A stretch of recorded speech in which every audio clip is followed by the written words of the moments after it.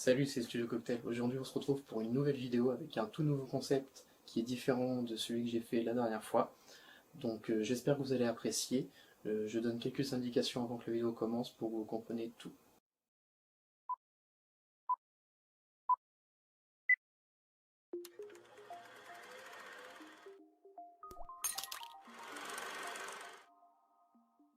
Le nouveau concept s'appelle Enquête auditive. Il va fonctionner comme un livre audio. Et votre but dans cette vidéo sera de résoudre un crime qui a été commis. Je vous laisse avec la vidéo. C'est parti.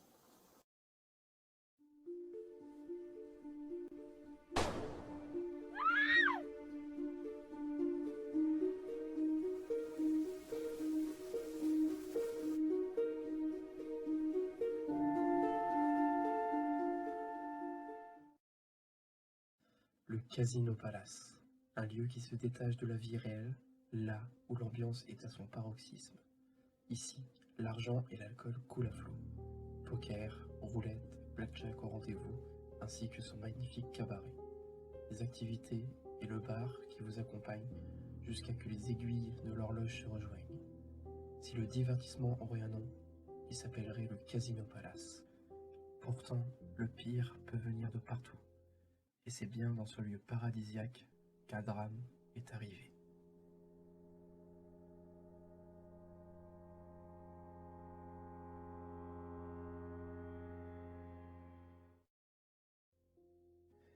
Monsieur Henri Gaspard, alors âgé de 75 ans, est retrouvé au petit matin vers 7 heures, sans vie, dans sa suite, au Casino Palace. Le secouriste sur place estime l'heure du décès vers 2 heures du matin. Le coffre-fort dans sa chambre est aussi ouvert et le contenu dérobé. Le directeur est venu sur place pour contacter les autorités. La police et les enquêteurs essaient de recoller les morceaux de cet tragique événement en commençant d'abord par cerner le profil du défunt et déduire l'origine de son meurtre.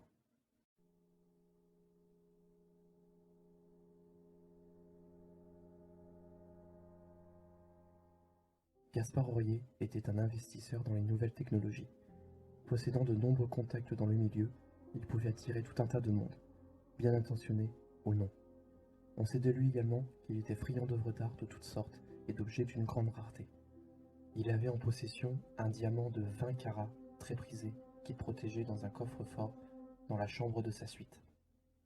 Mis à part lui, seule sa femme connaissait le code pour l'ouvrir. La cause du meurtre est donc à la base un vol. Mais est-ce que le meurtre était-il prémédité également? Les enquêteurs ont eu des informations importantes du médecin légiste après autopsie. On retrouve des traces autour de son cou et un hématome à l'abdomen, signe que l'homme a été donc attaqué.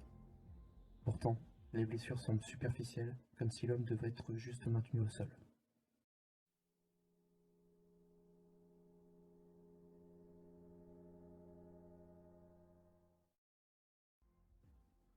Les forces de l'ordre ont analysé l'entièreté de la zone de meurtre et y ont trouvé plusieurs éléments. À l'entrée de la chambre, il y a un plumeau par terre. Une fois rentrés dans la suite, les indices se font nombreux. Aux abords du lit se trouve au sol une broche en émeraude. On retrouve ce bijou sur les costumes des danseuses du cabaret. Bizarrement, au sol, on distingue une trace de pas, plus précisément une chaussure de ville masculine, pointure 44, ne correspondant donc pas à celle de Monsieur Aurier. Ensuite, une cigarette mal éteinte qui a fait un trou dans un rideau. Et pour finir, le plus étonnant a été de retrouver une bague plutôt étrange car elle possède un petit récipient vide, mais une odeur de mercure s'en dégage fort.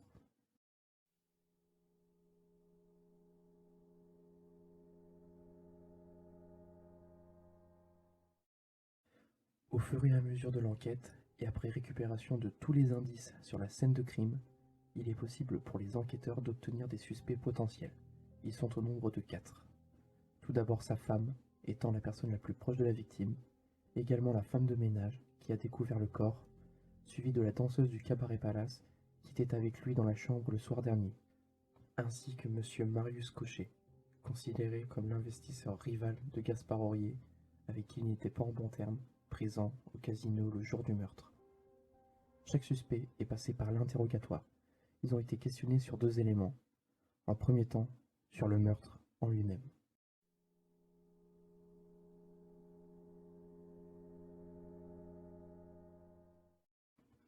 La femme de ménage, encore sous le choc, explique. Comme chaque matin, je récupère tout le linge sale de chaque chambre. Et pour Monsieur Aurier, ce qui m'a paru bizarre, c'est que sa porte était entr'ouverte, lui qui la ferme tout le temps à clé. J'ai essayé de l'appeler, mais aucune réponse.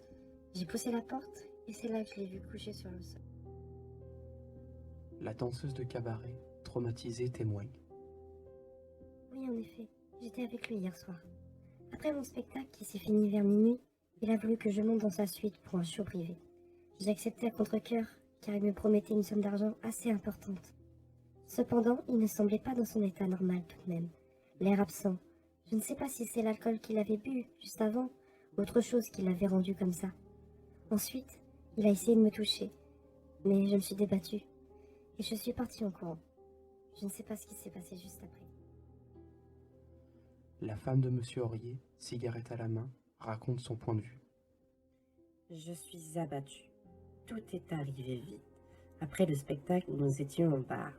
Il nous a quittés prétextant une envie soudaine, mais c'était plutôt un mensonge, j'aurais dit. Il était complètement saoul, et je l'ai vu partir avec la danseuse du show en cachette. Je le suspectais à faire des choses dans mon dos depuis quelque temps. À tous les coups, c'est cette garce qui l'a tué pour récupérer son diamant. J'étais encore au bar avec des amis, en compagnie de ce charmant monsieur Cochet, lorsque ça s'est passé. Je ne sais pas si je m'en remettrai. Monsieur Cochet, étonné d'être questionné, nous dit. Quel triste événement. Il est vrai que nous étions en guerre. Il s'agit d'une guerre amicale. Dans ce business, il n'existe qu'un seul homme sur le trône. Nous nous chamaillons en réalité. Je pense à sa femme et lui adresse mes condoléances, elle qui doit être désemparée. Ce soir-là, je suis allé le voir pour lui reparler du contrat que nous avions entamé autour d'une discussion au comptoir du bar. Mais il m'a claqué la porte au nez, car il avait l'air occupé avec cette danseuse. Je n'ai donc pas insisté et je suis retourné dans le hall d'entrée, car j'avais rendez-vous avec le directeur. Pour continuer, les questions se sont basées sur le vol du diamant. Et voici leur réponse.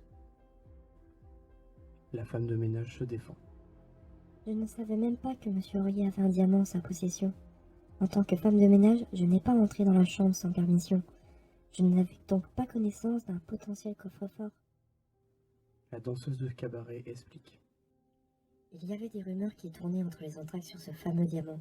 Ce soir-là, il me semble avoir vu au fond de sa chambre une petite porte blindée. Y accéder devrait être compliqué sans avoir le moyen de l'ouvrir. Mais sur le moment, je n'y ai pas prêté plus attention. La femme de Monsieur Aurier, tripotant ses bagues, raconte. Son diamant, vous savez, je le connais très bien. J'avais même l'impression qu'il s'en occupait plus que moi par moment. Je lui ai dit de nombreuses fois de mieux le sécuriser, car une fois qu'on a le code, vous pouvez vous servir facilement. Mais il ne m'a jamais écouté. Monsieur Marius Cochet, agacé de cet interrogatoire, explique. Monsieur Aurier, son diamant? Une vraie histoire d'amour. Chaque événement professionnel, on en entendait parler. Il le protégeait très bien dans son coffre-fort. Le voleur a dû avoir du mal à s'en emparer. Tout semble tourner en rond. Les nombreux points de vue des suspects ne font que noyer un peu plus l'enquête chaque jour et n'apportent pas assez d'informations. Il est primordial de dénicher les éléments qui vont révéler le vrai tueur, mais l'espoir s'estompe. Pourtant, un indice supplémentaire va peut-être donner un peu d'espoir à l'enquête. En refouillant la chambre de Gaspard Aurier, on trouve une enveloppe contenant une lettre. En réalité, il s'agit d'une lettre d'amour anonyme à l'intention de Madame Aurier. On suppose donc qu'une jalousie à l'égard de Monsieur Aurier existe. Cette jalousie aurait-il un lien avec le meurtre ?